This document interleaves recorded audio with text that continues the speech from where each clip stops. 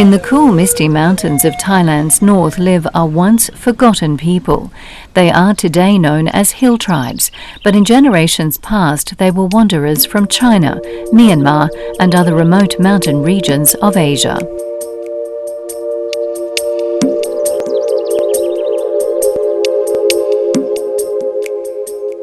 The 37-year-old Anand grew up in poverty. As a young child, he watched his parents and his neighbours grow opium for a meagre living. In the early 1970s, Thailand was producing around 8% of the world's opium supply. Reproduced into heroin, it was enough to feed the habit of every addict in America for a year, but its producers were starving.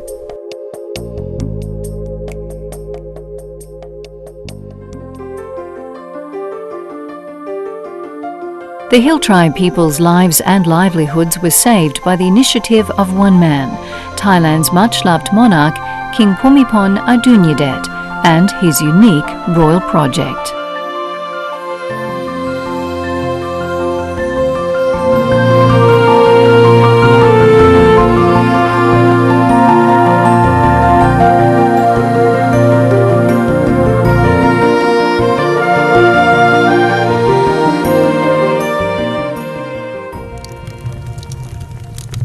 As the 1960s drew to a close, the forests of Thailand's northern highlands were rapidly disappearing.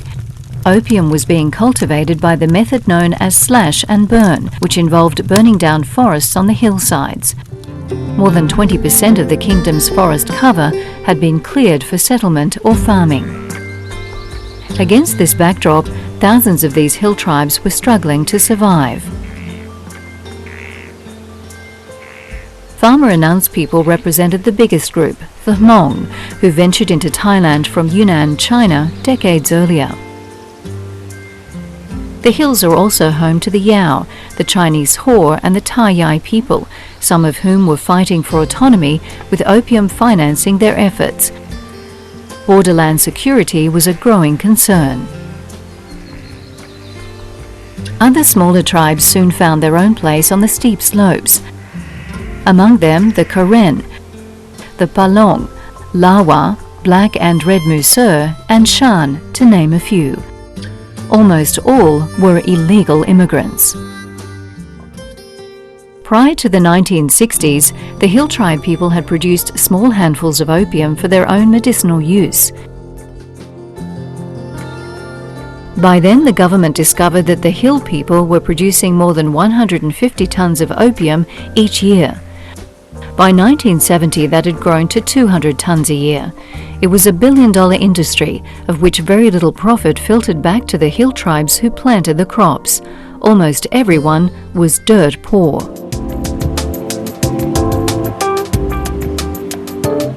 Most of Thailand's northern hill tribe villages are remote, often hours or days from a passable road. There were at that time around 250,000 hill tribe people in the highlands. Few could read or write. Information on the hill tribe people was limited. The only way to truly assess their situation was to travel to the mountainous regions and gather first-hand research. Thailand's King Bhumibol did just that.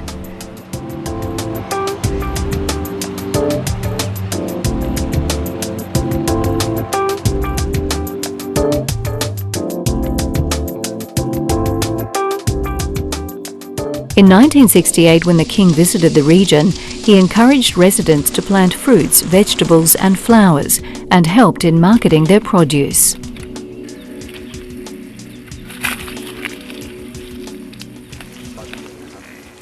ตอนยังเด็กก็เกิดที่นี่เนาะผมเกิดที่นี่ตอนนี้ก็อายุอยู่ประมาณ37 ปีก็ตอนเด็กๆก็ที่นี่ก็มีการปลูกฝิ่นนะฮะปลูกฝิ่นรุ่นของพ่อเนาะพ่อมีการปลูกฝิ่นแล้วก็หลังจากนั้นแต่ละปีเนี่ยหลังจากเก็บเกี่ยวจากการปลูกข้าวปลูกฝิ่นเสร็จก็ชาวบ้านที่นี่ก็จะไม่มีอะไรทำเนาะจะไม่มีงานทำก็แต่ภายหลังจากที่ท่านในหลวงเขาได้เสด็จมาแล้วก็ตั้งเป็นโครงการหลวงขึ้น ก็มีการปลูกผักปลูกผลไม้แล้วก็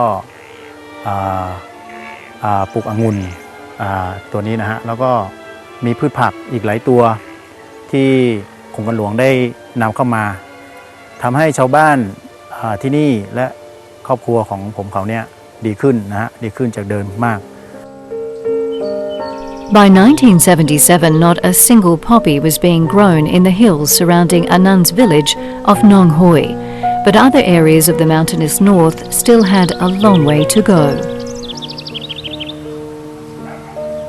Immediately after he conceived of his project, the king called on the international community and leading Thai researchers. Prince Visited Rajani has worked with the royal project for more than 40 years. Very beautiful opium field, and the Hill tribes are strange looking to us, and they speak strange dialects. There's a lot of opium, and there's a lot of farmers, and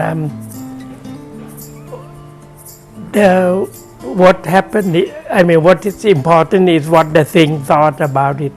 The king thought that opium cultivation is illegal, but if you use a straight way, the legal way, you capture the people and put them in jail, there won't be big enough jail for that 400,000 people.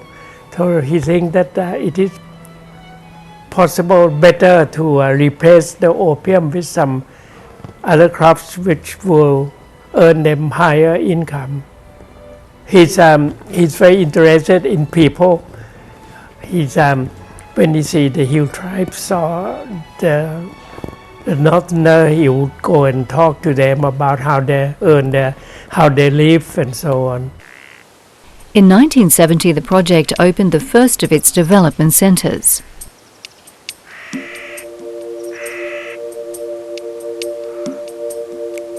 At centres like this one in Angkang, farmers can get hands-on advice for their crops and assistance in farming techniques. In 1992, the main operations of the Royal Project were transferred to the newly created Royal Project Foundation. The foundation now has 4 research stations and 38 development centres in 5 northern provinces.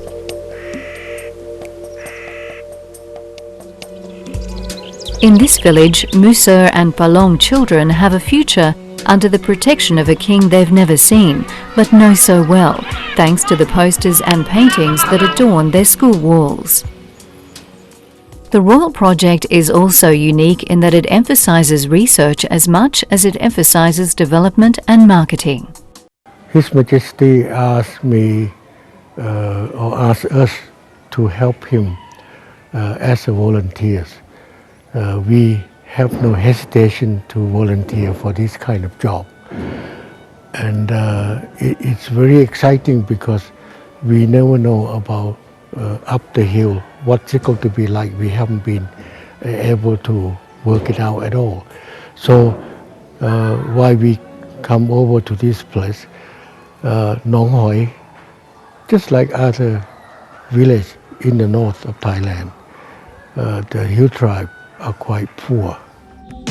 Not all of the Royal Project's crops are native to the Thai highlands.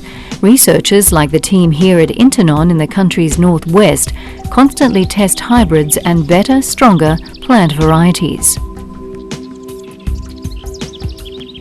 To date, the Royal Project has introduced over 150 varieties of plants, vegetables, fruits and flowers to the farmers living in its project areas. The project now supports around 30,000 households, or more than 150,000 people. At Intanon, 53-year-old Hmong farmer Guy has been growing chrysanthemums for 30 years under the Royal Project's guidance. His earnings have successfully supported a wife and 10 children.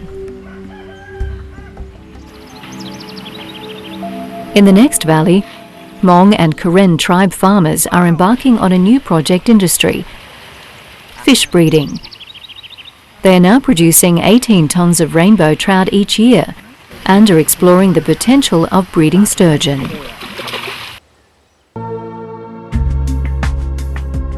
The mountainous region of Thailand's north is breathtaking in its beauty.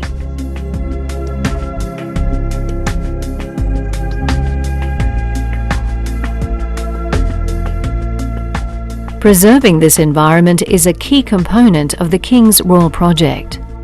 New methods of organic farming are also being constantly tested. One of the main priorities of the Royal Project is its extension program. A key aim is to help farmers to get certification in good agricultural practices. This certifies that the food is free from unsafe levels of chemical residue.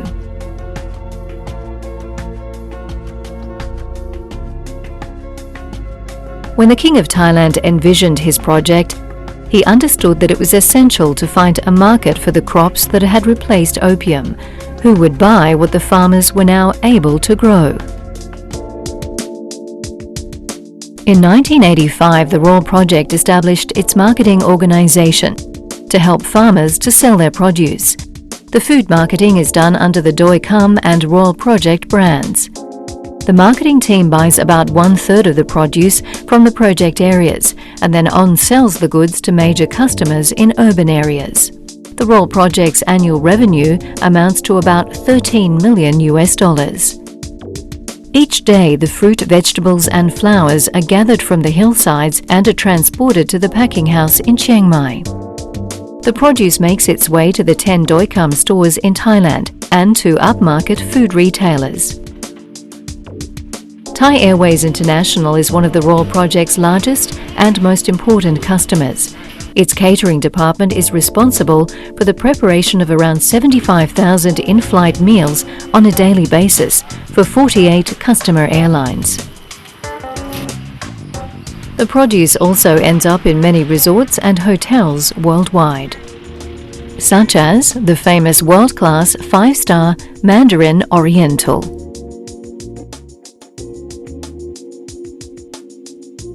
The three key achievements of the Royal Project have been poverty reduction and sustainable development, environmental conservation, and opium supply elimination. The next step was to share the remarkable results with others. Thailand's neighbours came first. Against the backdrop of the Royal Project's long-term endeavour, Southeast Asia has undergone significant change. The region, once notorious as heroin's golden triangle of Thailand, Myanmar and Laos, now has a very limited opium problem. Thailand today is opium-free. The United Nations Office on Drugs and Crime has looked at Thailand's Royal Project to help ensure that farmers in Laos don't return to planting poppies. Now that the opium is almost gone, eradicating poverty is the next great challenge. In recent years, the Royal Project initiatives have attracted attention in war-torn Afghanistan, which has been another major producer of opium poppy. In 2008, 157,000 hectares were planted with the crop. We are considering supporting their efforts in Afghanistan as well. I know that they have already been over there and there is an interaction. There's a lot to be learned from what we've achieved here. There's always hope. Otherwise I wouldn't be in the job I'm in. But the environment is not particularly propitious at this moment. And what we need to do is to try to stabilize the situation in that particularly benighted, serene, beautiful, harsh country. Stabilize the situation and in such a way that we can establish the environment for the type of interventions that have proved successful in Thailand. With regard to Laos, PDR and Myanmar, the objective would be similar. The Royal Project was the recipient of the acclaimed Raymond Magsaysay Award in 1988 and the Colombo Plan Award in 2003, which identified it as the world's most outstanding opium replacement project and the only scheme to successfully get rid of opium through positive means.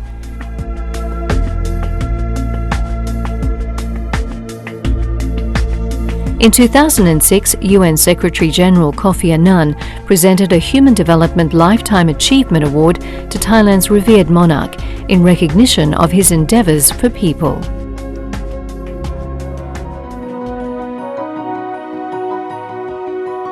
Visit Farmer Annan today and you'll see the true success of the Royal Project firsthand. The poverty he remembers as a child is gone. The proudest achievement for many of the Hill Tribe farmers is the fact that they, and particularly their children, are now integrated and proud to be responsible citizens of Thailand.